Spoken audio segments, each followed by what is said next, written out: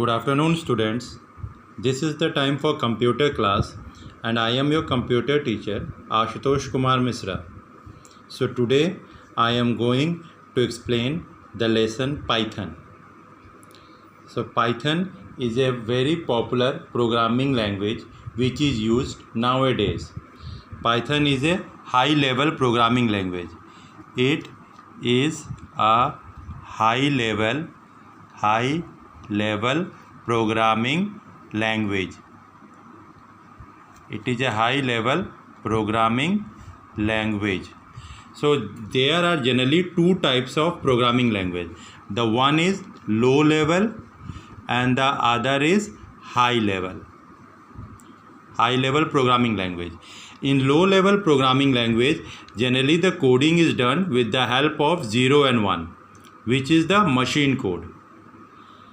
So here in the low level programming language, we have to write the computer programs with the help of 0 and 1, which is very difficult to understand, and it is very difficult to remember the certain keywords also, which is made up of 0 and 1.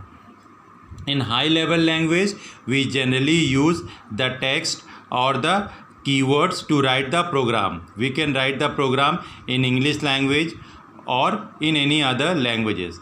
The high level program generally includes C++, Java, Python, etc. So Python is a high level programming language. The programming language are generally divided in two categories. The one is low level programming language.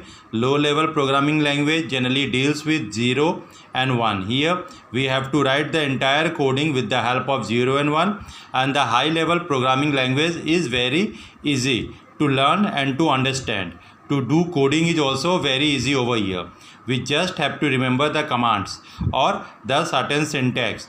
We can write it in English, in Hindi, or in any other language. So the examples of high level programming language are C++, Java, Python, etc. So for the beginners of the programming language, the Python is a very useful programming language. Here we can write our coding in English and moreover we does not have to remember the syntax also. The importance of Python is very much nowadays. So Python can be defined as an open source language. It can be defined as an open source language. So what is the meaning of open source language? The open source language or the free language. It can also be said as the free language. The free language or the open source language can be downloaded free from the internet. Here we can download it free from internet. Free from internet. It can be easily installed. It can be easily installed over here, and moreover after installing we can use it according to our own. So it allows the user to modify the program according to their own choice. They can also freely distribute the copies of the original version or their own modified version. So the free or open source means it can be easily downloaded from the internet. It can be downloaded freely. We can use it according to our own. We can make changes in the source program also. We can make changes in source program also. Source program means the original coding that is provided to us. So Python is a free open source programming language. We can also say that Python is a multi-purpose or general purpose language. Multi-purpose means it can be used for different types of applications, from simple program like for solving mathematicals to complex one. Complex means like designing the software, the web-based application designing, 3D applications, creating games, etc. So we can say that Python is a very popular language. It is a high-level programming language. So it is a simple object-oriented programming language also. So here another term that came to be used is object-oriented programming language. O for object, another O for oriented, next P for programming, and L for language. So we can also say that Python is a OOPS based programming language. So what is OOPS based programming language? The OOPS programming language is a concept that mainly uses the object. Here the OOPS based programming language generally uses the object in its program. It uses the object in its program. So here the main aim of the object oriented programming language is to bind the data and function together so that the other part of the coding cannot access them. So object oriented programming language is a concept that mainly uses the object for doing the coding. Its main aim is to implement the real world entities like inheritance, hiding, polymorphism, etc. The main aim of OOPS is to bind the data and the function together in a unit so that the other part of the coding does not access them. The advantage of the OOPS is also that it removes the complexity of the program. It removes the complexity of the program. Complexity of program. It makes the program very simple.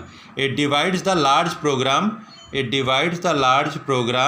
into several smaller parts so that it can be easily understood and can be easily executed.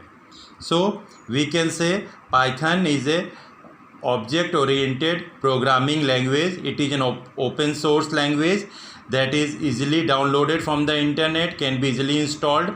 It is a multi-purpose and general purpose programming languages. So now we come to the history of Python language. So who developed the Python language? Guido, Guido, Guido van Rossum, Rossum. Guido van Rossum is the name of the person who developed the programming language in the late 1980s. In the late 1980s, where at the National Research Institute for Mathematics and Computer Science in Netherlands. Netherlands is another name of Holland. So Guido van Rossum developed Python in the late 1980s at National Research Institute for Mathematics and Computer Science in Netherlands. So we can say it is the successor of other programming language. Successor means that before Python, many programming languages like Modula, Smalltalk, ABC, etc. where Modula, Smalltalk, ABC, etc. were the languages that were developed before the Python. After this programming language, Python came into the market. So there are different versions of Python that came in the market. Though presently we are using 3.6 version. 3.6 version is the current version that is used in market. So the version of 3.0 was developed on 3rd December. 3.0 was developed on 3rd December 2008. So after 3.0, it was 3.1, 3.2, 3.3, 3.4, 3.5, and now currently 3.6 version is running. So Guido van Rossum was the person who developed Python in the late 1980s at National Research Institute for Mathematics and Computer Science, where it is situated in Netherlands. The other name of Netherlands is also Holland. So the Python is a successor of Modula, Smalltalk, ABC. These are the programming languages. The current version of Python is 3.6 version. So on 3rd December 2008, the earlier versions of Python came into the market. So 3.1, 3.2, 3.3, 3.4, 3.5. These are some of the earlier versions. And before these 3.5, we have 2.6, 2.7, 2.8, 2.9 versions and 3.0. These are some of the earlier versions before 3.0 came into the market. So this was a little history about the Python. If you are asked what is Python, we can say Python is a high level programming language that is based on OOPS concept. So it is a open source languages that can be freely downloaded from the internet, can be easily installed and can be used thereafter. So now we come to the topic, the features of Python.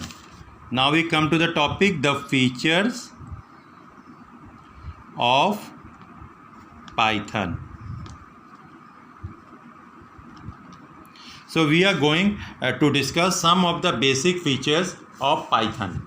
Number one, the first feature of Python is it is a simple language. It is a simple language. Why do we call Python a simple language? We call Python a simple language because it is easy to learn and easy to use. Here it is easy to learn and easy to use. We can use English words over here. We can use English words over here. English words over here. And moreover, we do not require much syntax to be learnt over here. So Python is a simple programming language. It is easy to learn, easy to use. We can use English words over here. This was the first feature of Python. Now we come to the second feature of Python. It is a platform independent. It is a platform independent. It is a platform independent programming language. Now what is platform? Platform is the hardware or the software environment in which the program runs. Platform is the hardware or the software in which the program runs. So the platform can be Linux, Unix, Windows, Macintosh, etc. And when we say it is a platform independent, it means that we can create a program in any operating system, and can run it in another operating system,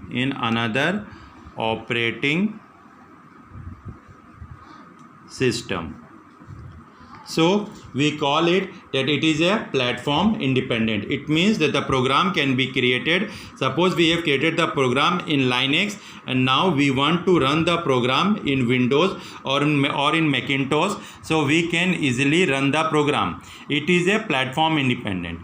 Can you name another platform independent programming language? The another independent programming language is Java. Java is also a platform independent programming language. It does not depend on the platform. Similarly, we have Python as a platform independent language. The third characteristics that we are going to discuss over here is that it is an object-oriented programming language. It is an object-oriented programming language. I have already explained what is object-oriented programming language. The object-oriented programming language uses the concept of class and object. It mostly refers to the language that uses object in the programming. The data and the functions together are bound in it so that the other part of the coding cannot access them.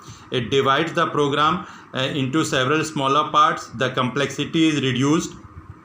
The structure is very clear. All these are the characteristics of object-oriented programming language. So Python is also an object-oriented programming languages. So there are many more features of Python which we will be discussing in the next video. In this video, I have discussed about what is Python, about the history of Python, and about the first three characteristics of Python. Thank you.